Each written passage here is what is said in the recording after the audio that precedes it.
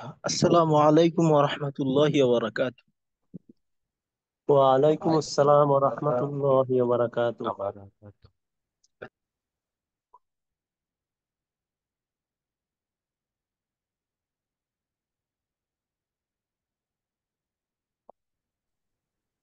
আসসালামু আলাইকুম হুজুর। ওয়া আলাইকুম আসসালাম ওয়া রাহমাতুল্লাহ। আচ্ছা, শোনা যাচ্ছে এখন কথা? জি উস্তাদ, শোনা যাচ্ছে। আহ, উস্তাদ, এতক্ষণ অনেকদিন কথা পর আজকে জয়েন করতে পারলাম, মানে খুব ব্যস্ততার মাঝ থেকে। জি। আচ্ছা, আপনার তো মনে হয় অসুস্থ ছিল ফ্যামিলির সদস্যরা নাকি?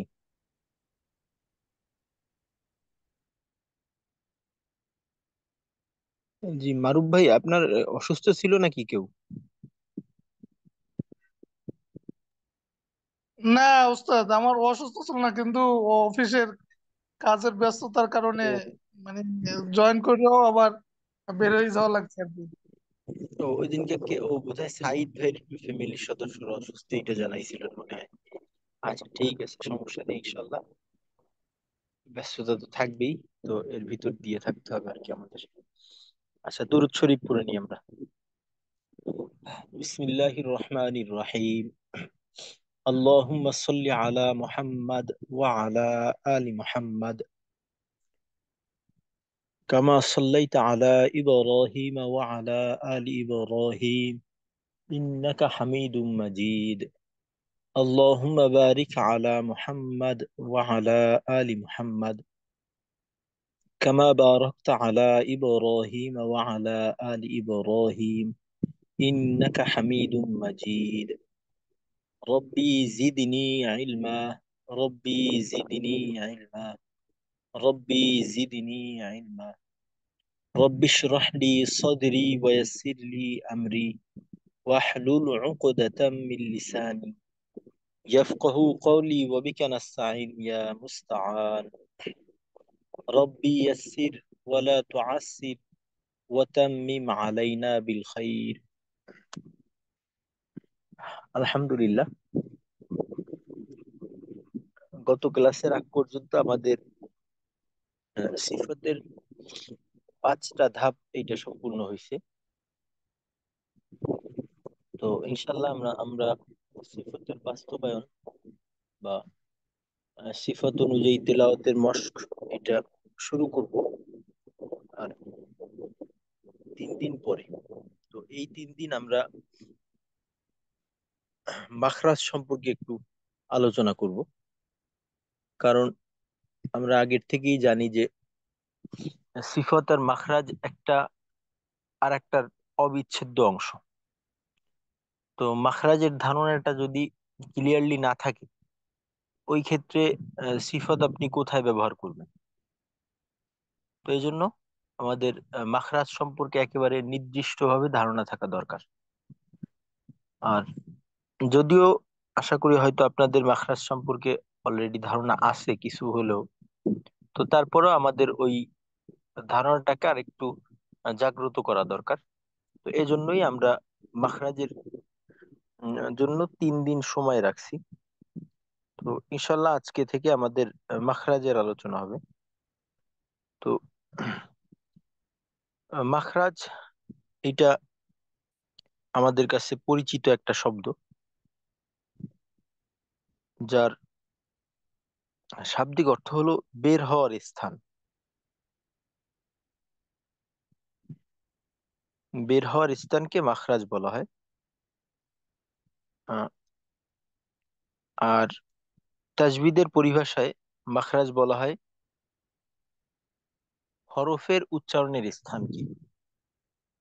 হরফের উচ্চারণের স্থানকে তাজবিদের পরিভাষায় মাখরাজ বলা হয়।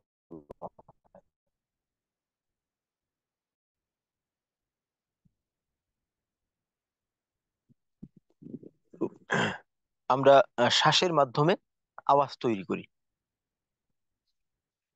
তো আমরা যে নিঃশ্বাস নেই, এই নিঃশ্বাসকে ব্যবহার করেই আমরা আওয়াজকে তৈরি করি। এইটা হলো একটা আওয়াজের শক্তি। এই শক্তিটাকে আমরা বিভিন্ন জায়গায় ব্যবহার করি।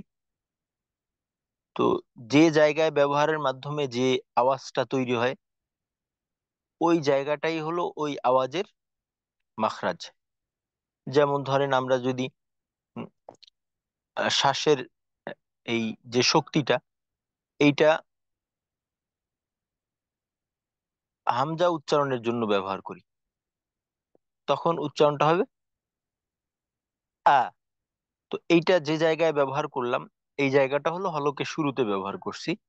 তো ওই হলকের শুরুটা হলো হামজার মাখরাজ। তো আমাদের অনেক ক্ষেত্রে শুধুমাত্র মাখরাজে যাওয়াটা কিন্তু, বা মাখরাজকে স্পর্শ করাটা, হরফের উচ্চারণে স্পর্শ করতে হবে আওয়াজকে তৈরি করার জন্য। এই কথাটা বলা এই জন্য যে অনেক সময় দেখা যায় কিছু কিছু হরফের ক্ষেত্রে আমরা মাখরাজে যাই, কিন্তু যে মুহূর্তে আমাকে মাখরাজ থেকে পৃথক হওয়া দরকার, এর থেকে আগেই আমরা মাখরাজ থেকে পৃথক হয়ে যাই।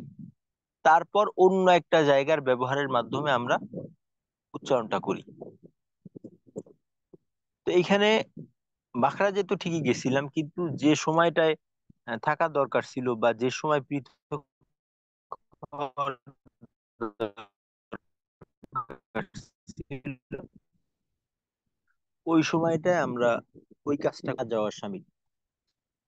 যেমন এই সমস্যাটা দদের উচ্চারণে অনেকের হয়, যে মাখরাজে যায় ঠিকই,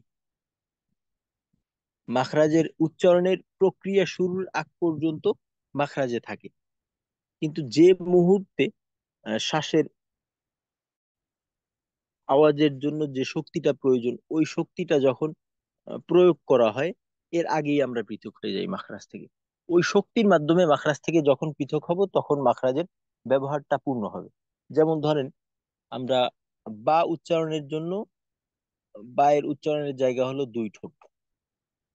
তো দুই ঠোঁট, এক ঠোঁটকে আর এক ঠোঁটের সঙ্গে লাগাইলাম, পরে ভিতর থেকে একটা বল, একটা শক্তি প্রয়োগ করলাম ঠোঁটের উপরে, যে কারণে ঠোঁটটা এক ঠোঁট আর এক ঠোঁটের থেকে আলাদা হয়ে একটা আওয়াজের তৈরি হলো, বা। এই শক্তির ব্যবহারটা ঠোঁটে নিশ্চিত করতে হবে, তখন গিয়ে আমাদের হরফের উচ্চারণটা ঠিক থাকবে। আর আরেকটা সমস্যা থাকে যে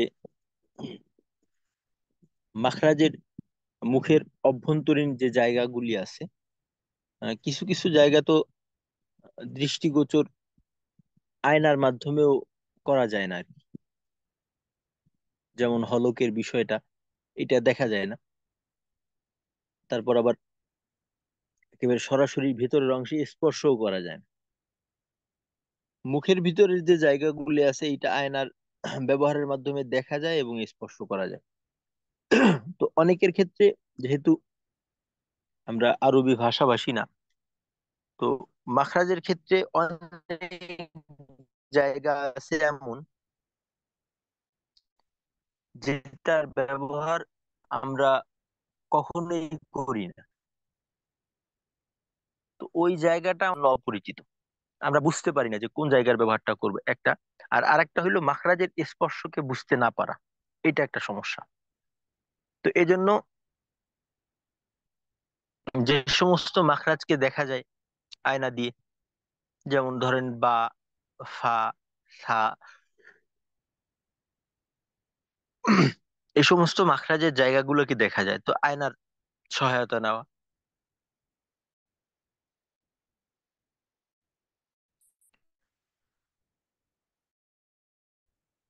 তারপর আবার হাত দিয়ে স্পর্শ করা, স্পর্শের কারণে আহ, জিহ্বার আশেপাশে যে জায়গাগুলি আছে, ওই জায়গাগুলি জিহ্বার স্পর্শকে অনেক সময় বুঝতে পারে না, বা ওই জায়গাগুলোর স্পর্শ অনেক সময় জিহ্বাও বুঝতে পারে না, কারণ সব সময় একসাথে থাকার কারণে এমন হয়ে গেছে, অঙ্গ আলাদা, তবে একটা আরেকটার সাথে এমন ভাবে জড়িত হয়েছে যে এটা নিজের যে অংশ মনে করে। তো এমন একটা সমস্যা। তো এই জন্য মাখরাজকে না বুঝলে স্পর্শ করে দেখা, যেমন ধরেন জিমের জিম শিন ইয়া মাখরাজ হলো জিহ্বার মধ্যখান, তার বরাবর উপরের তালু সঙ্গে লাগাইয়া। এখন আমি যদি তালুর অংশটা নিশ্চিত করতে না পারি, জিওর মধ্যখানের অংশটা নিশ্চিত করতে না পারি, তো ওই ক্ষেত্রে আমার মাখরাজের ব্যবহারটা একটা অনিশ্চয়তার মাঝে থাকবে। তো আমার নিশ্চিত করতে হবে যে জিহ্বার মধ্যখান উপরের তালুর সঙ্গে লাগলো কিনা। তো এটা যদি আমি স্বাভাবিক এমনিতেই বুঝতে পারি তো ঠিক আছে। জিহ্বার মধ্যখানটাকে স্পর্শ করা এবং আমাদের জিমের উচ্চারণ করার জন্য উপরের যে তালুটা প্রয়োজন ওই তালুটাকে স্পর্শ করা। তো এই জায়গাটার অনুভূতিটাকে নিশ্চিত করে তারপর জিহ্বার মধ্যখানকে তালুর সাথে ব্যবহারের মাধ্যমে উচ্চারণটা করার চেষ্টা করা। তো এইভাবে আমাদের মাখরাজের বিষয়বস্তুকে নিজেদের আয়ত্তে আনতে হবে। আর আমরা পূর্বেও আলোচনা করছি যে একটা হরফের মাখরাজ ওই হরফের উচ্চারণের জন্য শতভাগ নিশ্চিত করাটা জরুরি। যদি ওইখানে বিন্দু মাত্র কমতি থাকে মাখরাজের ব্যবহারের ক্ষেত্রে, তো উচ্চারণের মাঝে ওই অতটুক প্রভাব অবশ্যই পড়বে। তো এই জন্য মাখরাজকে একেবারে শতভাগ ব্যবহার মাখরাজের এটাকে নিশ্চিত করতে হবে আমাদের। তো এখন ইনশাল্লাহ আমরা মাখরাজ গুলি দেখবো। তো আগেই আমরা জানলাম যে মাখরাজ আহ, বলা হয় হরফের উচ্চারণের স্থানকে। তো আমরা জানি যে আরবি হরফ 29টি, মাখরাজ 17টি। আরবি হরফ 29টি, মাখরাজ 17টি। তো এইখানে তাজবিদের কিতাবাদির ভিতরে 17টা মাখরাজ, এটা একেবারে নির্দিষ্ট একটা সংখ্যা না। কোন কোন ক্ষেত্রে এই উম, সংখ্যাটাকে কমানো বা বাড়ানো হয়েছে। বরঞ্চ কোন কোন কিতাবের মাঝে মাখরাজকে একেবারে নির্দিষ্টভাবে প্রত্যেকটা হরফের নির্দিষ্ট স্থান উল্লেখ করার মাধ্যমে মাখরাজের সংখ্যা দেখা গেছে যে হরফের সংখ্যার চাইতে মাখরাজের সংখ্যা আরো বেশি হয়ে যায়। হরফের সংখ্যার চাইতেও মাখরাজের সংখ্যা বেশি হয়ে যায়। এটা কিভাবে সম্ভব? এটা সম্ভব হলো উম, ধরেন ওয়াও, ইয়া, এই সমস্ত হরফ তো মাদের হরফ হিসেবে ব্যবহার করা হয়। তো যখন আপনি আহ, ইয়া, এটা মাদের হরফের হিসেবে ব্যবহার করা হয়, তো ওই সময় কিন্তু ইয়ার যে নিজস্ব মাখরাজ আছে, অর্থাৎ যেটাকে আমরা ইয়ার মাখরাজ হিসেবে জানি, জিহ্বার মধ্যখান তার বরাবর উপরের তাল সঙ্গে লাগাইয়া,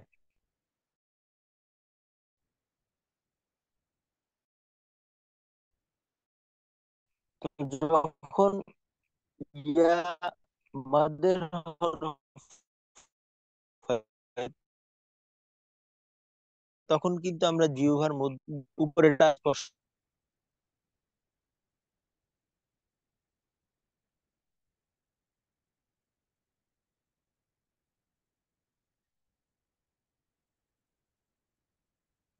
ওস্তাদ, কথা শোনা যাচ্ছে না।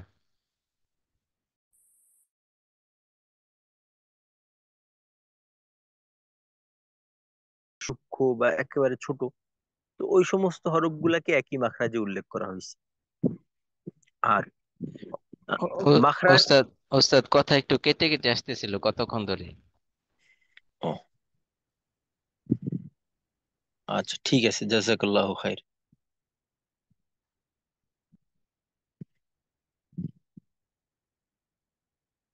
কথায় সমস্যা হইলে এটা তাৎক্ষণিক জানাবেন, কারণ নেটে সমস্যা হয় অনেক সময় আমার ইদানিং। অথচ আমার এখানে নেট দেখাচ্ছে একেবারে ক্লিয়ার, 4G দেখায়, তারপরও সমস্যা হয়ে যায়। আচ্ছা, ঠিক আছে, জাযাকাল্লাহ। তো আরবি হরফ উচ্চারণ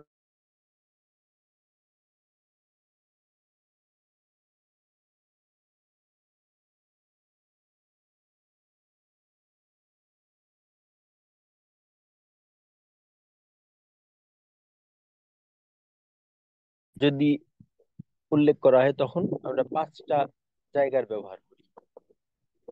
তো এই পাঁচটা জায়গাকে এটাকে বলা হয় মাখারেজ বা আম মাখরাজ, যেটা নির্দিষ্ট না, তবে এই জায়গার থেকে হয়। আর বাকি যে এই প্রকারগুলি আছে মাখরাজের 17টা, এটাকে বলা হয় মাখারেজে খাসা।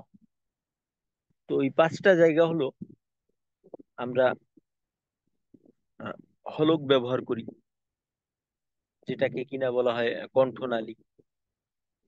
দ্বিতীয়ত আমরা জিহ্বা ব্যবহার করি, হলকের থেকে 3টা মাখরাজ, পরবর্তীতে জিহ্বার থেকে হয় 10টা মাখরাজ, মোট 13টা। তারপর আমরা ঠোঁটের ব্যবহার করি, ঠোঁটের থেকে হয় 2টা মাখরাজ, এই 15টা। তারপর মুখের খালি জায়গা, এর থেকে হয় 1টা মাখরাজ, এই 16টা। আর সর্বশেষ নাকের বাসি, ওইখান থেকে হয় 1টা মাখরাজ। এই মোট 5টা জায়গার ব্যবহারের মাধ্যমে 17টা মাখরাজ: হলক, জিহ্বা, 2 ঠোঁট, মুখের খালি জায়গা, নাকের বাসি। তো এখান থেকে আমরা 17টা মাখরাজ পাবো, এর বাহিরে যাবে না, এই জায়গার বাহিরে যাবে না। তো প্রথমত যেটা বললাম যে হলক, হলকের থেকে আমরা জানলাম যে 3টা মাখরাজ। তো 1 নাম্বার মাখরাজ হলো হলকের শুরু থেকে, বা কণ্ঠনালী বলতে পারি, হলক বলতে পারি, একই বিষয়। হলকের শুরু থেকে হামজা এবং হা। তো এখন এই হামজা এবং হা আমরা যদি এর উচ্চারণ দেখি, উচ্চারণ দেখলে আমরাও একটু ভালোভাবে খেয়াল করলে বুঝতে পারবো হামজা এবং হা একেবারেই কিন্তু একই পয়েন্ট থেকে, একই জায়গার থেকে উচ্চারিত হয় না। যেমন ধরেন হামজার উচ্চারণটা আ, হায়ের উচ্চারণটা হা, আ, হা। নিজেরা আমরা প্রত্যেকে একটু উচ্চারণ করে দেখার চেষ্টা করি, একটু আহ, জায়গার ভিন্নতা মনে হয়, ব্যবহারের ভিন্নতা মনে হয়। তো এর কারণ হলো আমরা সিফাতের অন্য অন্য ব্যাচে যে কাজটা করি, মাখরাজ আগে পড়ি, সিফত পরে পড়ি। তো এই ব্যাচে আমরা মাখরাজকে পরে আনছি, এর কারণ হলো মাখরাজের সাথে যেহেতু সিফাতের খুব বেশি সম্পর্ক, আর সিফত জানা থাকলে মাখরাজের বিষয়টা বোঝাটা অনেকটা সহজ হয়। তো এইখানে দেখেন হামজা এবং হা একই মাখরাজে উল্লেখ করা হয়েছে, তবে হামজা এবং হা উচ্চারণের পয়েন্ট এক না। হলকের শুরু ঠিক আছে, আমরা যদি কণ্ঠনালীকে 3 ভাগে বিভক্ত করি, তো হামজা হা একই পয়েন্টে থাকে, 3 ভাগের 1 ভাগে থাকে, 3 ভাগের 2 ভাগে যায় না, দুইটা একই ভাগে থাকে। তো হামজা যেটা আছে এইটা হলকের শুরুর নিচের দিকে, আর হা হলো কণ্ঠনালীর শুরুর উপরের দিকে। কারণ আমাদের কণ্ঠনালী ধরেন প্রায় 3 ইঞ্চির মতো আছে। তো হলকের শুরুটা যদি 1 ইঞ্চি ধরি, তো 1 ইঞ্চির নিচের দিকে হবে হামজা, 1 ইঞ্চির উপরের দিকে হবে হা। এর একটা কারণ আছে, কারণটা হলো আমরা জানি যে হামজাতে জাহার, সিদ্ধা এই সমস্ত সিফাত, যে কারণে হামজা একটু ভারী এবং শক্ত। তো ভারী জিনিস স্বভাবতই একটু নিম্নমুখী থাকে। আর হা আমরা জানি এটা হামস, রিখওয়া এই সমস্ত সিফাত, তো এটা হলো হালকা, সুতরাং এটা একটু অতটা নিচে না, একটু উপরে। তো হামজা আমরা কণ্ঠনালীর শুরু থেকে করব, আর হা হবে কণ্ঠনালী, আহ, হামজাকে আমরা হলকের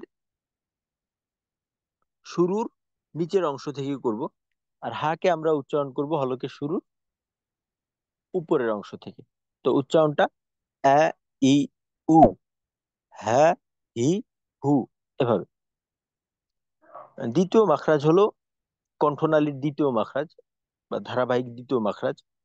আহ, কণ্ঠনালীর মধ্যখান হইতে আইন এবং হা। আর আরেকটা বিষয়, যে হামজা এবং হা এই জায়গার ব্যবহারের ক্ষেত্রে আমাদের সমস্যা হওয়ার কথা না। কারণ বাংলা উচ্চারণে আমরা কোনো না কোনো ভাবে এই জায়গার ব্যবহারটা করে থাকি। যেমন আ, আ স্বরবর্ণ, দ্বিতীয় স্বরবর্ণ আ, এইটা উচ্চারণের জন্য আমরা কণ্ঠনালী শুরু ব্যবহার করি, তবে ওইটা একটু শিথিল হয়। আর আরবি হামজাটা একটু তুলনামূলক শক্ত। দ্বিতীয় মাখরাজ কণ্ঠনালীর মধ্যখান থেকে আইন হা। তো অনেকের, আমাদের দেখা যায় যে আহ, আমাদের মাঝে অনেক আছে যে আইন এবং হা এই দুইটা মাখরাজের ব্যবহারে একটা আহ, কিছুটা হলেও আমরা সমস্যার সম্মুখীন হই। আইনের অবস্থা তো আর একটা না, জজম আছে, তাজদিদ আছে, জবর জের পেশ আছে। তো অবস্থা ভেদে আমাদের দেখা যায় একটু সমস্যা হয়ে যায়। আবার একেবারে প্রাথমিক পর্যায়ে যারা আছে তাদের মাখরাজের ব্যবহারটাই, মাখরাজের জায়গা চেনাটাও কঠিন হয়ে যায়। প্রথমত বুঝতে পারে না, যেহেতু এটা আমরা ব্যবহার করি না সাধারণত বাংলার ক্ষেত্রে। তো এই জন্য আমরা যে এই মাখরাজটা, এই জায়গাটা চেনার জন্য যে কাজটা করতে পারি, যে হলকের মধ্যখান অনুমান করে হাত দিয়ে একটু চাপ প্রয়োগ করা। এই চাপের মাধ্যমে নিশ্চিত করা যে আমি হলকের কোন অংশের ব্যবহারটা করব। আর এই দুইটার মাঝে আইন হলকের মধ্যখানের নিচের দিকে, হা হলকের মধ্যখানের উপরের দিকে। এইখানেও বিষয়টা একই রকম, যেটা কিনা প্রথম মাখরাজের ক্ষেত্রে ছিল। তো আইনে আমরা জানি যে জাহার সিফত, বাতাস নেই, যে কারণে আইনটা হায়ের তুলনায় একটু ভারী। আর হা বাতাস থাকার কারণে একটু ঊর্ধ্বমুখী। 3 নাম্বার মাখরাজ কণ্ঠনালীর শেষ থেকে গইন খ। তো এই মাখরাজের ক্ষেত্রে দেখা যায় যে আমাদের অনেকের ক্ষেত্রে সমস্যা হয়। এই মাখরাজের উম, ব্যবহারের ক্ষেত্রে আমাদের সমস্যাটা মোটামুটি ভাবে একটু ব্যাপক আকারেই হয়। কারণ এই জায়গাটাও আমরা বাংলার ক্ষেত্রে ব্যবহার করি না। তো এই জায়গাটা কোনটা, আমাদের অনেকের দেখা যায় কফের উচ্চারণ হয়, কিন্তু গইন খ এই দুইটা একটু সমস্যা হয়ে যায়। এর আরেকটা কারণ হইল আহ, গইন এবং খ এই দুইটার আওয়াজ অনেকটা আমাদের খ এবং গ, বাংলার খ এবং গ এই দুইটার কাছাকাছি হওয়ার কারণে, সাদৃশ্যপূর্ণ হওয়ার কারণে আমরা ওই বাংলা উচ্চারণের জন্য যে জায়গার ব্যবহারটা করি, আরবি উচ্চারণের জন্য ওই জায়গার ব্যবহারটাই করি, যে কারণে আমাদের মূলত সমস্যাটা হয়। তো আসলে বাংলা গ, খ এদের উচ্চারণের স্থান বা মাখরাজ বলতে পারি এইটা হলো আরবিতে কাফের যে মাখরাজটা, অর্থাৎ জিহ্বার গোড়ারও একটু সামনে ওই জায়গাটা। আর অথচ গইন এবং খ এই দুইটার মাখরাজ হলো জিহ্বার গোড়ার সীমানারও পিছনে, হলকের শেষ। আর এই মাখরাজটা আমরা এইভাবে বুঝতে পারি, দেখা যায় আমরা উজু করার সময় যে একেবারে সর্বোচ্চ পানিকে নিচে নামিয়ে যখন গড়গড়া করি, ওই সময় যে জায়গায় চাপ দিয়ে আমরা পানিটাকে আটকাই, ও এই যে যে জায়গায় চাপ দিয়ে আটকাইলাম বা যেখান থেকে গড়গড়া করলাম, ওই জায়গাটাই হইলো একেবারে প্রকৃত পক্ষে গইন এবং খ এর মাখরাজ। আমাদের গইন খকে ওই জায়গা ব্যবহার করার মাধ্যমে উচ্চারণ করতে হবে। এখন আরেকটা বিষয় দেখেন, আমরা জানি যে গইন এবং খ, বিশেষ করে গইন, এটা রেখা সিফত, এখানে আওয়াজ চালু রেখে উচ্চারণ করতে হয়। তা আমাদের অনেকের ক্ষেত্রে গইনে দেখা যায় যখন যজম তাসদিদ দিয়ে পড়ি, আমাদের আওয়াজ চালু থাকে না, আওয়াজ বন্ধ হয়ে যায়। যেমন আগ, ইগ, উগ, আগ, এর কারণ কি? এর একটা কারণ এইটাও যে আমরা মাখরাজ থেকে সামনে চলে আসছি। কারণ গইন এবং খয়ের মাখরাজ যেটা বলা হচ্ছে, ওইখানে যদি আমি জজম দিয়ে ওই জায়গার ব্যবহার করি তখন আওয়াজ চালু রাখাটা একেবারেই সহজ। কিন্তু যদি একটু সামনে চলে আসি কাফের মাখরাজে বা কফের মাখরাজের কাছাকাছি চলে আসি, তখন আওয়াজকে চালু রাখা কোনোভাবেই সম্ভব না। কারণ আমরা জানি যে কফ, কাফ এগুলোর মাঝে সিদ্ধা সিফত, এগুলো আওয়াজ কিন্তু চালু থাকে না, যে কারণে আমাদের সমস্যা হয়। এই দেখেন সম্পর্ক, মাখরাজ আর সিফতের সম্পর্কটা কিরকম।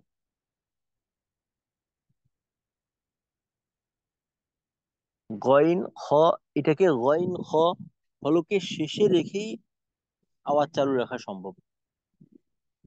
এর থেকে একটু উপরে উঠে অর্থাৎ কাফ কফের মাখরাজে এসে পড়লে আওয়াজকে চালু রাখা সম্ভব না। তো এখন যদি আমার গইনের উচ্চারণে বা খয়ের উচ্চারণে জজম তাসদিদ যুক্ত অবস্থায় আওয়াজ চালু না থাকে, এখানে আমার বুঝতে হবে যে আমার সমস্যাটা শুধু সিফতগত না, সমস্যাটা মাখরাজগত। আর সিফতগত সমস্যা হওয়া মানে মাখরাজগত সমস্যা হওয়া। কাউকে যদি কোনো ক্ষেত্রে বলা হয় যে সিফতে সমস্যা হয়েছে, ওই ক্ষেত্রে বেশিরভাগ ক্ষেত্রেই নিশ্চিত যে এইখানে সমস্যাটা একেবারে সরাসরি মাখরাজগতই হয়। আর গইন খ এই দুইটার মাঝে গইনের উচ্চারণটা নিচে থাকবে, খয়ের উচ্চারণটা হলকের শেষের উপর উপরিভাগে, যেমনটা কিনা প্রথম দুই মাখরাজের ক্ষেত্রে বলা হয়েছিল। গয়েনের উচ্চারণটা গ, গি, গু, আগ, ইজ, উজ, এরকম। খ, খ, খি, খু, আখ, ইখ, উখ। আমরা মাখরাজ জানার মাধ্যমে আমরা স্থান চিনতে পারি, সিফাত জানার মাধ্যমে আমরা ওই স্থান।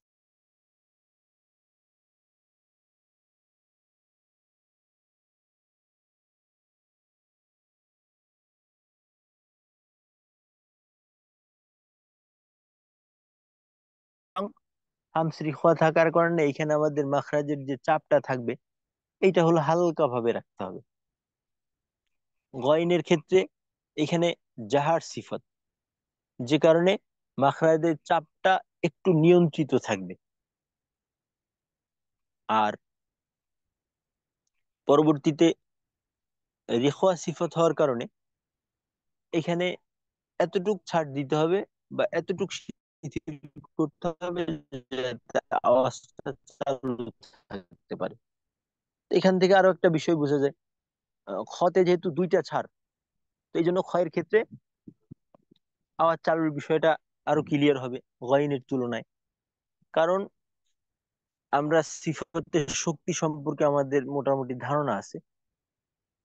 তো একটা সিফত এর কাজ আর একটা সিফতের উপর কিন্তু প্রভাব ফেলে। একটা শক্তিশালী সিফতের সাথে যদি কয়েকটা দুর্বল সিফত থাকে, ওই ক্ষেত্রে ওই শক্তিশালী সিফতের মাঝেও কিছুটা দুর্বলতা চলে আসে। এর কারণ হইলো ওই দুর্বল সিফত গুলা এই শক্তিশালী সিফতটাকে একটু দুর্বল করে দেয়। আবার অনেক সময় দেখা যায় আহ, যে একটা দুর্বল সিফত বাকি কয়েকটা শক্তিশালী সিফত, যে কারণে ওই শক্তিশালীর মাঝে আসার কারণে দুর্বলের মাঝেও কিছুটা শক্তি সঞ্চার হয়।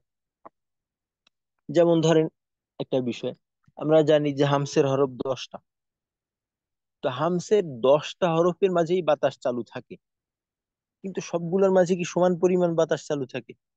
যদি আমরা একেবারে আহ, বাস্তবিক ভাবে ব্যবহারের মাধ্যমে দেখি, তো দেখবেন যে বাতাস চালু থাকে, কোনোটার মাঝে একটু বেশি, কোনোটার মাঝে কম। তো এইটার কারণ হইলো হামস যদিও দুর্বল সিফত, বাকি অন্যান্য শক্তিশালী সিফত থাকার কারণে এই দুর্বল সিফতটা কিছুটা শক্তিশালী হয়েছে। আবার যদি দুর্বল সিফতের সাথে আবার আরো দুর্বল সিফত আসে, তখন ওই দুর্বল সিফতটা আরো একটু বেশি দুর্বল হয়ে যায়। তো এরকম বিভিন্ন বিষয় একটা আর একটার উপর নির্ভর করে। তো এই গেল আমাদের কণ্ঠনালীর তিনটা মাখরাজ। কণ্ঠনালীর তিনটা মাখরাজ আমাদের হয়ে গেল। কণ্ঠনালীর শুরু থেকে হামজা হা, কণ্ঠনালীর মধ্যখান থেকে আইন হা, কণ্ঠনালীর শেষ থেকে গইন খ। আর এখানে আমরা একেবারে নির্দিষ্টভাবে প্রত্যেকটা হরফের মাখরাজের বিষয়টাকেও জানতে পারলাম, যে হামজা নিচ থেকে, হা তার তুলনায় একটু উপরের থেকে। তো এইভাবে এই বিষয়গুলো আমরা মনে রাখার চেষ্টা করব বা মনে রাখবো ইনশাল্লাহ। তো চতুর্থ নাম্বার মাখরাজ, যেটা থেকে কিনা জিহ্বার মাখরাজের শুরু। চতুর্থ মাখরাজ হলো জিহ্বার গোড়া, তার বরাবর উপরে তালুর সঙ্গে লাগাইয়া দুই নুক্তাওয়ালা কফ। এইখানে একটা বিষয়, জিহ্বার গোড়া এইটা তো বুঝলাম, কিন্তু তালু বলতে হইলো মুখের উপরের অংশ, বা এটাকে বলা হয় মুখের ছাদ। আরবিতে বলে সাকফুল ফামি, বা মুখের ছাদ। তো আমরা যদি হাত দিয়ে আঙ্গুল দিয়ে দেখি, তো আমাদের দাঁতের গোড়া সংলগ্ন কিছুটা তালু হইল শক্ত, আর একেবারে পিছনের দিকে নরম। তো এটাকে আরবিতে বলে সাকফুল লাহমি আর সাকফুল আজমি, অর্থাৎ গোস্তওয়ালা ছাদ, আর একটা হলো হাড্ডিওয়ালা ছাদ। যেটা নরম ওইটাকে বলে গোস্তওয়ালা ছাদ বা সাকফুল লাহমি, আর যেটা শক্ত এটাকে বলা হয় সাকফুল আজমি, শক্ত ছাদ বা হাড্ডিওয়ালা ছাদ। তো কফ এর উচ্চারণের জন্য আমরা ওই নরম অংশ ব্যবহার করব।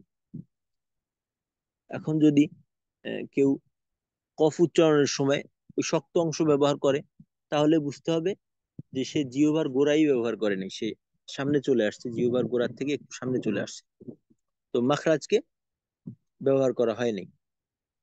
তো কফের উচ্চারণটা আমরা আসলে বাংলাতে ওইভাবে এই জায়গার ব্যবহারটা করি না। তো এইটা আমাদের নিশ্চিত করতে হবে। ক, কি, কু। আর কফের তো শক্তিশালী সিফাত, বিশেষ করে কলকলার যে হরফগুলি আছে, কলকলার যে হরফগুলা, এর সাথে হামজা,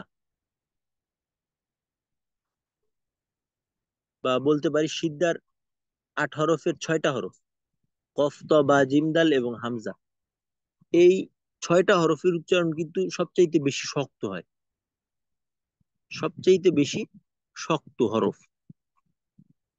কারণ জাহার সিদ্ধা এই দুইটা সিফাত একসাথে থাকা মানে এখানে শক্ত শক্তিশালী কিছু একটা আছে আর কি, শক্ত মজবুত এরকম, আওয়াজকে শক্ত করে, মজবুত করে।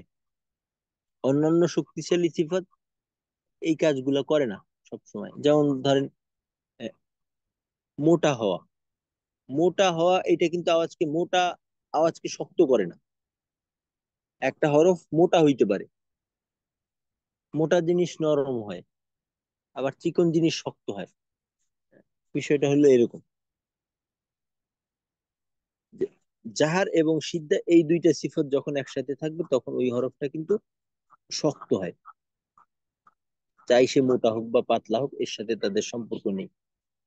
তো কি, তু, একেবারে চাপটাও শক্ত রাখতে করতে হবে, জোরালো রাখতে হবে, নিয়ন্ত্রণ একেবারে পূর্ণ নিয়ন্ত্রণ থাকবে এখানে। তারপর 5 নাম্বার মাখরাজ হলো জিহ্বার গোড়ার থেকে একটু আগে বাড়াইয়া তার বরাবর উপরের তালুর সঙ্গে লাগাইয়া মধ্যখান পেঁচানো কাফ। তো এইটা আমাদের জন্য একেবারেই সহজ একটা মাখরাজ, কারণ এইখান থেকে আমরা বাংলার একাধিক বর্ণ উচ্চারণ করি, ক, খ, গ, ঘ ইত্যাদি। তো এটা হলো কা, কি, কু। এক, ইক, উক। এখন একটা কথা থাকে, আরবি কোনো উচ্চারণ কিন্তু একেবারে পরিপূর্ণভাবে বাংলা উচ্চারণের সাথে মিলে না।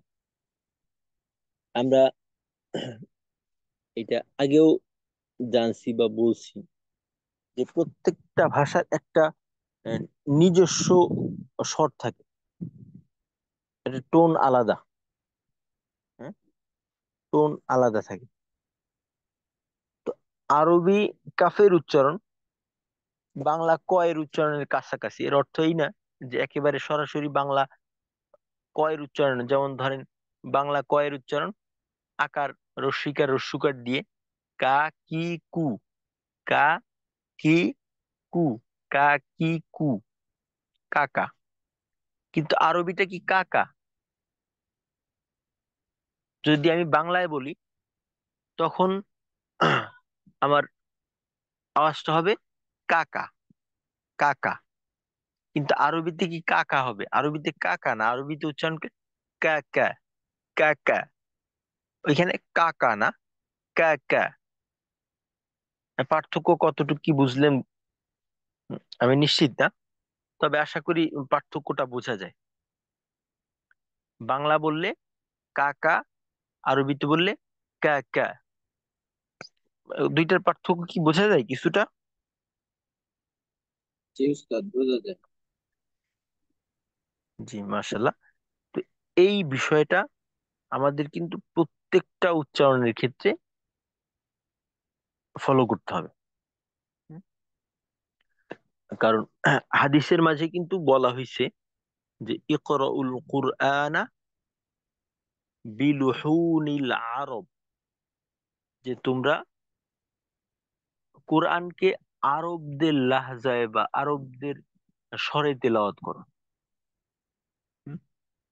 তো আমাদের যথাসম্ভব চেষ্টা করতে হবে যেন আরবদের স্বরে হয়, আমার মাতৃভাষার স্বরে যেন না হয়। কারণ প্রত্যেকটা ভাষার যে নিজস্বতা আছে এইটাকে বজায় রাখতে হবে। আল্লাহ রাব্বুল আলামিন কোরআনকে আরবি ভাষায় অবতীর্ণ করছে, আরবি ভাষায় নাজিল করছে। তো এইটাকে অবশ্যই আমার মাতৃভাষায় এইটা জানতে হবে, এই সম্পর্কে আমার ধারণা থাকতে হবে। আমি সারা জীবন কোরআন তেলাওয়াত করলাম, কোরআন তেলাওয়াত শিখলাম, কিন্তু আদৌ কখনো জানার চেষ্টা করলাম না যে আল্লাহ আমাকে কি বললো এখানে।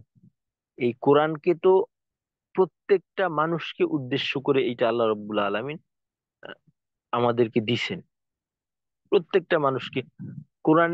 কোরআন মানে হলো আল্লাহর পক্ষ থেকে প্রত্যেকটা মানুষের জন্য এক একটা চিঠি, বা এটা প্রত্যেকটা মানুষের জীবন সংবিধান। হুম? তো আমার কিন্তু এটা জানতে হবে।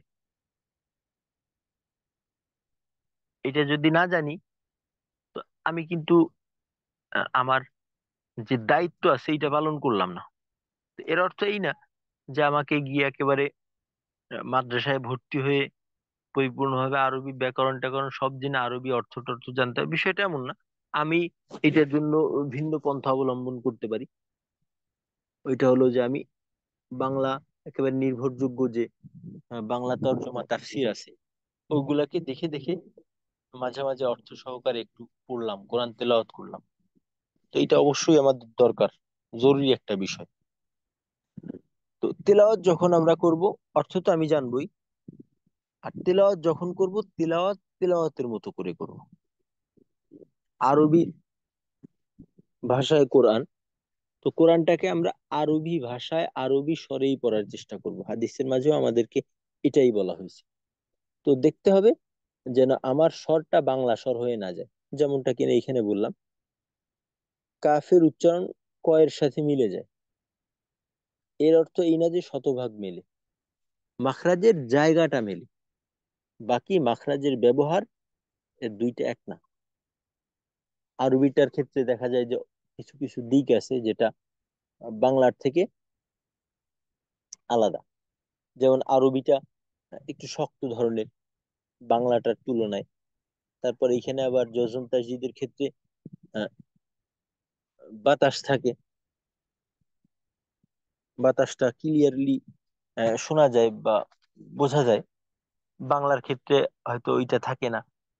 তো এরকম বিভিন্ন যে দিক আছে এটাকে আমাদের ফলো করতে হবে। তো 6 নাম্বার মাখরাজ, 6 নাম্বার তো না, 5 নাম্বার মাখরাজ, 5 নাম্বার মাখরাজ জিহ্বার গোড়া থেকে একটু আগে বাড়াইয়া তার বরাবর উপরের তালুর সঙ্গে লাগাইয়া মধ্যখান পেঁচানো কাফ। হ্যাঁ, 6 নাম্বার মাখরাজ জিহ্বার 3 নাম্বার, এমনি স্বাভাবিক ধারাবাহিকতা অনুযায়ী 6 নাম্বার মাখরাজ হলো জিহ্বার মধ্যখান তার বরাবর উপরের তালুর সঙ্গে লাগাইয়া জিম শিন ইয়া, জিম শিন ইয়া, ওইখানে গিয়ে আমাদের একটু সমস্যা হয়ে যায়। যদিও আহ, জিহ্বার মধ্যখানের ব্যবহারটা আমরা বাংলার ক্ষেত্রে করে থাকি, তালব্য শ। হুম, তো জিহ্বার মধ্যখানে ব্যবহারটা করি। তো আমাদের ক্ষেত্রে সমস্যা যেটা হয় যে জিম শিন ইয়া এই 3টা হরফকে আমরা একই পয়েন্টের থেকে উচ্চারণ করি, অথচ জিম শিন ইয়া একই মাখরাজে হওয়া সত্ত্বেও এদের জায়গাগত বা ব্যবহারিক অবস্থানগত পার্থক্য আছে। যেমন আমাদের তো এখানে চিত্র ব্যবহার করা হয়েছে, তো চিত্রটা দেখলে কিছুটা ধারণা আমরা পাইতে পারি। তো জিমের উচ্চারণে জিহ্বার মধ্যখানের সামনের দিক, শিনের ক্ষেত্রে একেবারে মিডিল পয়েন্ট, আর ইয়ার ক্ষেত্রে একটু পেছনের দিক। এখানে দেখেন যে 3টা চিত্র ব্যবহার করা হয়েছে। এই 3টা চিত্রের মাধ্যমে একটু হলেও ধারণা পাওয়া যায়। যেমন দেখেন এখানে জিম, জিমের উচ্চারণে একটু সামনের দিকে আনা হয়েছে। তারপর শিন, শিনের উচ্চারণে জিমের তুলনায়, এই 2টা চিত্র জিম এবং শিনের 2টা চিত্র দেখলেই বুঝতে পারি যে শিনের ক্ষেত্রে জিমের থেকে একটু পেছনে, আর ইয়ার ক্ষেত্রে আরো একটু পেছনে। যদিও এখানে ইয়ার যে চিত্রটা ব্যবহার করা হয়েছে এইটা একই রকম মনে হচ্ছে অনেকটা, তবে পার্থক্য আছে, ইয়ার ক্ষেত্রে আর একটু পিছনে। তো এই যে দূরত্বটা, এইটাকে আমাদের ফলো করতে হবে। হুম, এই দূরত্বটাকে আমাদের অবশ্যই ফলো করতে হবে যে জিমকে আমরা জিহ্বার মধ্যখানের অগ্রভাগ, শিন একেবারেই মাঝ বরাবর, ইয়াটা একটু পিছনের দিকে। তো জিমের উচ্চারণটা যা, জি, জু। আমাদের অনেকের জিমের উচ্চারণ এমন হয় একেবারে প্রাথমিক পর্যায়ে যারা আছে, যা, যা, যা, যা না, এটা হলো যা, যা, জি, জু। আসলে বাংলাতেও অনেক বিষয় আছে যে ব্যবহারিক বিষয় আছে, আমরা আসলে কথা বলার সময় ওইটা যথাযথভাবে ফলো করি না। দেখেন বাংলাতে কিন্তু 2টা জ, একটা হইলো বর্গীয় জ আর একটা হইলো অন্তঃস্থীয় জ। তো এখানে 2টা জয়ের কারণটা কি? 2টা জয়ের কারণ হইলো আসলে 2টা জ একই পয়েন্ট থেকে না, 2 জায়গার থেকে, আকটিস আছে এখানে। তারপর আহ, শতওয়ালি 3টা, তালব্য শ, মূর্ধন্য ষ, দন্ত স 3টা। তো 3টা শয়ের উচ্চারণ কিন্তু এক না, আলাদা আলাদা। আমরা স্বাভাবিকভাবে কথা বলার ক্ষেত্রে এটা ব্যবহার করি না। আহ, যারা কিনা প্রমিত বাংলা ভাষা উচ্চারণ সম্পর্কে ধারণা আছে তারা আর কি ওইটা করে। আমরা স্বাভাবিক যারা আছি ওইটা ফলো করি না, ধারণাও রাখি না। তো যে কারণে আসলে অনেক বিষয় আমাদের কাছে মনে হয় যে আমাদের মাতৃভাষায় হয়তো এটা নেই। বিষয়টা আসলে এমন না। বয় বিন্দু র, ডয় বিন্দু র, এই যে পার্থক্য, এইটা যদি আমরা ব্যবহারিক ক্ষেত্রে এটার বাস্তবায়ন করে অভ্যস্ত থাকতাম তখন কিন্তু আমাদের ইস্তেমালা আদায় করতে অতটা সমস্যার সম্মুখীন হইতো না। কারণ ডয় বিন্দুরা এটা মোটা করে উচ্চারণ করতে হয়, এরকম অনেক বিষয় আছে। তো জিম শিন ইয়া, জিম হলো একটু সামনের দিকে, এর অর্থ এই না যে অনেকটা সামনে চলে গেলাম। তো আমাদের জিহ্বার একেবারে অগ্রভাগে চলে যাওয়া যাবে না, জিহ্বার মিডিল রেখে তারপর এইখানেও বলা যাইতে পারে যে জিহ্বাটাকে যদি আমরা 3 ভাগে বিভক্ত করি, একেবারেই মাঝের যে ভাগটা, ধরেন জিহ্বা যদি 6 ইঞ্চি লম্বা হয় বা 9 ইঞ্চি লম্বা হয়, তো এই ক্ষেত্রে জিহ্বা এক এক ভাগে 2 ইঞ্চি করে পড়ে। তো মাঝের 2 ইঞ্চির মাঝে এই 3টা হরফ থাকবে। জিম হবে সামনে, শিন হবে মাঝে, ইয়া হবে পেছনে। আর ইয়ার ক্ষেত্রে তো আমরা সিফত যেহেতু জানা আছে, তো আমরা কিন্তু অনেক সময় ইয়ার মাখরাজে ভুল করে ফেলি। ইয়ার মাখরাজ হইলো জিহ্বার মধ্যখান, এই আওয়াজের তৈরিটা হবে বা আওয়াজের উৎপত্তি হইলো জিহ্বার মধ্যখান। আমরা কিন্তু অনেক সময় এই জায়গার ব্যবহারটা না করে হলকের ব্যবহারটা করে ফেলি। যেমন ধরেন ইয়া, ই, ইউ, এটা হলো ইয়ার উচ্চারণ। ইয়া, ই, ইউ। আমরা কি করি, আমরা ইয়া, ই, ইয়া, ইয়া বা ইয়া, ইয়া, এই দুইটা আওয়াজ থাকে একসাথে, আসলে দুইটা কিন্তু না। ইয়া, ইয়াজের ই, ই, এখানে কিন্তু ই না। ই বললে অনেক সময় দেখবেন যে ইয়ার উচ্চারণ জেড দিয়ে আমরা অনেকে ই বলি। ই, ই না, ই, ই। তারপর ইয়া পেশ ইউ, ইউ। এখানে আমাদের অনেক সময় যে ইউ, ই, ইউ, ইউ হয়ে যায়। ইউ বললে তো জিহ্বার মধ্যখানের ব্যবহার হয় না, এটা হলকের ব্যবহার হয়ে যায়, ইউ। তো এই যে মাখরাজের জায়গার একেবারে নির্দিষ্ট নিজস্ব জায়গার বিষয়টা, এটাকে আমাদের ফলো করতে হবে। তো এখন যদি কেউ আহ, জিমের জন্য যে জায়গাটা বরাদ্দ জিহ্বার মধ্যখানের, ইয়ার ক্ষেত্রে ওই জায়গার ব্যবহার করতে চায়, তখন কিন্তু ইয়ার উচ্চারণটা হবে না ইয়া, ইয়া না, ইয়া, ইয়া, একটু পিছন থেকে।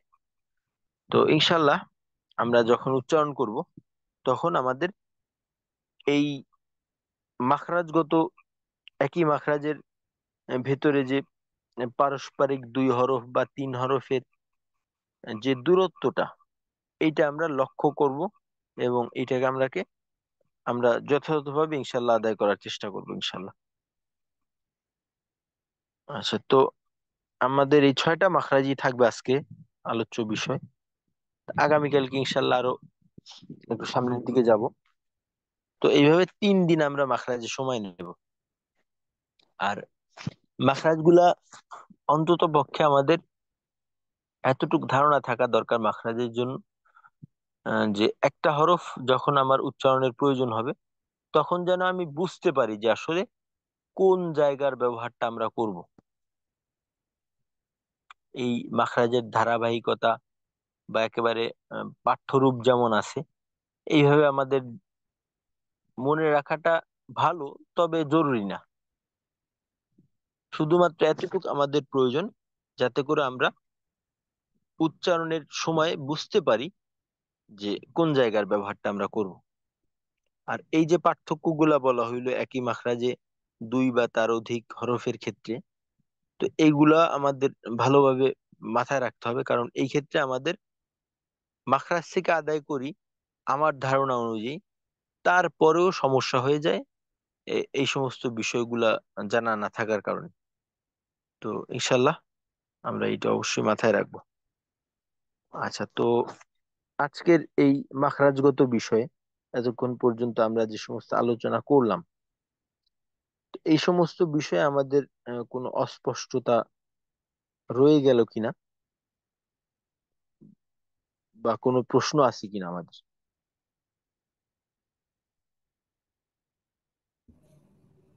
উস্তাদ একদম প্রথমে যেটা বলতেছিলেন যে মাখরাজে আমরা যাই কিন্তু যখন উচ্চারণ করি তখন ওই জায়গা থেকে সরে যাই, ওই ওই কথাটা উস্তাদ যদি আবার একটু বলতেন। আচ্ছা, এখানে বিষয়টা হলো এমন যে আমরা মাখরাজে যাই, যাওয়ার পর মাখরাজ থেকে পৃথক না হইলে কিন্তু একটা হরফের উচ্চারণ তৈরি হয় না। একটা হরফের উচ্চারণ হওয়ার জন্য প্রয়োজন মাখরাজে যাব, মাখরাজের স্থানটাকে চাপ দিয়ে ধরবো, ধরার পরে ভিতর থেকে একটা ধাক্কা আসবে, ওই ধাক্কার ফলেই মাখরাজ থেকে পৃথক হব। এমন না যে নিজ ইচ্ছায় পৃথক হব। নিজ ইচ্ছায় পৃথক হইলে কিন্তু আমাদের উচ্চারণ তৈরি হবে না। যেমন ধরেন একেবারে সহজভাবে দেখলে, বা, বা আমরা উচ্চারণ করলাম কিভাবে? বা, ঠোঁটকে ঠোঁটের দিকে আলাদা করলাম। এই আলাদাটা কি আমরা ভিতরের ধাক্কা ছাড়া করলাম নাকি এমনিই করলাম? দেখেন তো, আপনি শ্বাস বন্ধ রেখে নিঃশ্বাস বন্ধ থাকবে, নিঃশ্বাস চালু থাকবে না। তো এই অবস্থায় ঠোঁটকে ঠোঁটের সাথে লাগান আর আলাদা করেন, দেখেন তো বায়ের উচ্চারণ হয় কিনা।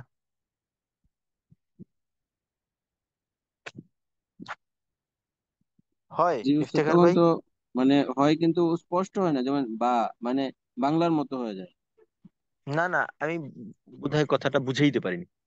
আপনি নিঃশ্বাস বন্ধ রাখবেন, জি উস্তাদ। নিঃশ্বাস বন্ধ রেখে ঠোঁটের সাথে ঠোঁট মিলাবেন আর আলাদা করবেন, মিলাবেন আর আলাদা করবেন। এতে কি বায়ের উচ্চারণ হয়? নিঃশ্বাস বন্ধ, নিঃশ্বাস চালু না, নিঃশ্বাস ছাড়বেন না। না উস্তাদ, নিঃশ্বাস বন্ধ থাকলে তো উচ্চারণ কেমনে হবে? হ্যাঁ, এইখানেই হলো কথা। তো বায়ের উচ্চারণ হওয়ার জন্য ঠোঁটের সাথে ঠোঁট লাগাইয়া ঠোঁটের থেকে পৃথক হওয়াটা এতটুকু যথেষ্ট না। ঠোঁটের সাথে ঠোঁট লাগাইতে হবে। ঠোঁটের থেকে ঠোঁট পৃথক করার জন্য ওই ভিতরের থেকে যে বলটা প্রয়োগ করা হবে, ওই বলের মাধ্যমে ঠোঁটের থেকে ঠোঁট পৃথক হইতে হবে। বুঝতে পারছেন বিষয়টা? জি উস্তাদ, তার মানে এটা আমরা যেটা করি যে যখন পৃথক করি তখন ওই বল প্রয়োগটা করার আগেই পৃথক করে ফেলাই, এরকম হ্যাঁ, উস্তাদ করি আমরা। হ্যাঁ, হ্যাঁ, এরকম হয় অনেক ক্ষেত্রে। যেমন এই জি সমস্ত, উস্তাদ। যেমন দদের মাখরাজের ক্ষেত্রে এমন হয়। আর বড় একটা বিষয় যে ধরেন তয়ের উচ্চারণ, তয়ের উচ্চারণ আমাদের কি করতে হয়? জিহ্বার মধ্যখানকে উপরের তালুর সঙ্গে লাগাইতে হয়। তারপর জিহ্বার গোড়াকে উপরের দিকে উঠাইতে হয় ইস্তেআলার জন্য, ইতবাকের জন্য মধ্যখান, মাখরাজের জন্য জিহ্বার আগাকে সামনের উপরের দুই দাঁতের গোড়ার সঙ্গে লাগাইতে হয়। তো অনেকে আছে যে প্রত্যেকটাকে লাগাইতে পারে, কিন্তু যে মুহূর্তে বা যে বলের, যে ধাক্কার কারণে পৃথক হওয়া দরকার, ওই ধাক্কা আসার আগেই ওইখান থেকে পৃথক হয়ে তারপর উচ্চারণটা করে। এই কারণে দেখা যায় আওয়াজটা মোটা হইতেছে না। সে কিন্তু জায়গায় যাইতে পারে, জায়গায় যাইতে পারে, জায়গার থেকে পৃথক হইতে পারে, তবে যে ধাক্কার মাধ্যমে পৃথক হওয়া দরকার ওই ধাক্কার মাধ্যমে সে পৃথক হইতে পারতেছে না। ওই ধাক্কাটা আসার আগেই ওইখান থেকে পৃথক হয়ে গেল। এই বিষয়টা আর কি বোঝানোর চেষ্টা করছি। জি জি উস্তাদ, বুঝতে পারছি উস্তাদ। আচ্ছা, ঠিক আছে, জাযাকাল্লাহু খাইর, আলহামদুলিল্লাহ। আচ্ছা, আর আচ্ছা, ঠিক আছে, আর বোধহয় বাকিরা বাকিরা তো বুঝতে পারছেন আশা করি, ইনশাল্লাহ। প্রশ্ন থাকলে অবশ্যই করবেন। যদি বোঝায় বুঝতে না পারেন, ওই ক্ষেত্রেও কিন্তু বলা দরকার। হ্যাঁ, প্রশ্ন থাকলে প্রশ্ন, এটা আমাদের দরকার, আগেই বলছি আসলে। এই প্রশ্নগুলা আমার নিজের জন্য যেমন হবে, অপর সাথী ভাইয়েরও দেখা যায় যে তার মাঝেও এই প্রশ্নটা আছে বা তার ওই বিষয়টা জানার দরকার আছে, কিন্তু ও প্রশ্নটা তার মাথায় উপস্থিত নেই। এইটা একটা বিষয়। কারণ অনেক ক্ষেত্রে হয় যে একটা বিষয় বুঝতেছি না, কিন্তু কোন বিষয়টা বুঝতেছি না এইটাও বুঝতেছি না। তো অপর এক ভাই যদি এই প্রশ্নটা করে, তো আমার জন্য সহজ হয়ে গেল। আসলে এই বিষয়টা যে আমার বুঝে ছিল না, এই ধারণাটাও আমার চলে আসলো এবং বিষয়টাও ক্লিয়ার হয়ে গেল। অর্থাৎ আমার সমস্যা জানার আগেই সমস্যার সমাধান হয়ে গেল। তো এই জন্য প্রয়োজন। আর না বুঝলে তো অবশ্যই জানাবেন যে এই বিষয়টা ক্লিয়ার হয়নি। বা অনেক ক্ষেত্রে দেখা যায় বলার ক্ষেত্রে আমি এমন ভাবে বলি যেটা হয়তো আহ, সবার জন্য বোঝা সম্ভব হয় না। আমি আমার মতো করে বলি আর কি। যে আমি মনে করি এইভাবে বললে আপনি বুঝতে পারবেন। আসলে বিষয়টা এমন না, হয়তো ভিন্ন ভাবে বলার মাধ্যমে আপনার বুঝটা ত্বরান্বিত হবে। তো এইটা কিন্তু ক্লিয়ার করতে হবে। আচ্ছা ঠিক আছে, ইনশাল্লাহ এতটুকুই থাকবে। তো আগামীকালকে আমরা এই মাখরাজ গুলা একটু আহ, দেখে আসব, একটু মনে রাখার চেষ্টা করব। যদি শোনানোর প্রয়োজন হয় শোনাবো ইনশাল্লাহ। আর বাকি হরফ জিজ্ঞাসা করলে আমাকে মাখরাজ সম্পর্কে একটু ধারণা দিতে হবে, এতটুকু অন্তত প্রয়োজন আমাদের। আর সিফাতের যে চর্চাটা আছে, যেহেতু আমরা এখন সিফাতের কাজ সম্পর্কেও আমরা জানি, তো আমাদের তেলাওয়াতের মাঝে, দৈনন্দিন তেলাওয়াতের মাঝে, দৈনন্দিন মাসনুন দোয়ার মাঝে, তাকবীরের মাঝে, সালামের মাঝে, প্রত্যেকটা আরবির মাঝে আমরা এই সিফাতের বিষয়বস্তুগুলাকে বাস্তবায়নের চেষ্টা করবো ইনশাল্লাহ। তো এতে করে আমাদের জন্য সহজ হবে। আসসালামু আলাইকুম ওয়া রাহমাতুল্লাহি ওয়া বারাকাতুহু। ওয়ালাইকুম আসসালাম। ওয়ালাইকুম আসসালাম ওয়া রাহমাতুল্লাহি ওয়া বারাকাতুহু। সুবহানাল্লাহি ওয়া বিহামদিহি, সুবহানাকাল্লাহুম্মা ওয়া বিহামদিকা, আশহাদু আল্লা ইলাহা ইল্লা আনতা, আস্তাগফিরুকা ওয়া আতুবু ইলাইক।